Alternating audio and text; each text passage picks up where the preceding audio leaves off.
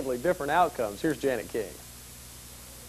You've got to give the Placerville Speedway credit. The owners used the natural terrain, in this case a dirt bank, as part of the wall. The little quarter-mile bull ring was muddy and chewed up, but they should all be like that if the racing is this good.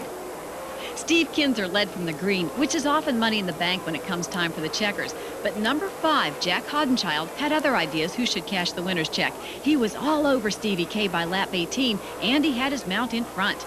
2 laps later, here's your save of the season so far.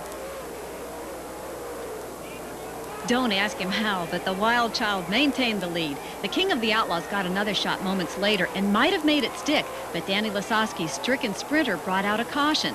In the final laps, the rolling roadblock of Jason McMillan again figured in the drama. Kinzer went to the lead, but that lasted less than half a lap, and he also did well to stay upright and pointed in the right direction. But the damage was done, and Hoddenchild, who plans on a limited Outlaw schedule this year, had the win in what seemed to him to be matter-of-fact fashion. Dave Blaney was 3rd, with Steve Kent 4th and Danny Smith 5th. They were tumbling, tossing, and turning through the heat events before the feature even got underway in Chico. When the green flag finally did fall in the main event, number 1, Lee Brewer, jumped into the early lead. The yellow was out by lap 2 when Steve Kent in the 11K car slid out of turn 1 and Rick Hurst in 17R took a detour from turn 4. Back under green, Brewer hung on to the lead, but not for long. Going into lap 6, Steve Kinzer steals it in his number 11 machine. That set up the best battle of the night between Brewer and Jack Hoddenchild for 2nd. The two traded the spot back and forth at the halfway point of the 25-lap event, then did it again a few laps later.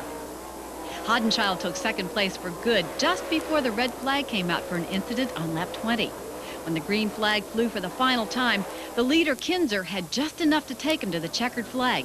His engine blew after crossing the finish line. Following Kinzer and Hoddenchild was Brewer in 3rd. Danny Lasowski was 4th, and Tim Green finished 5th. This is Janet King reporting for On Pit Road. In CRA, the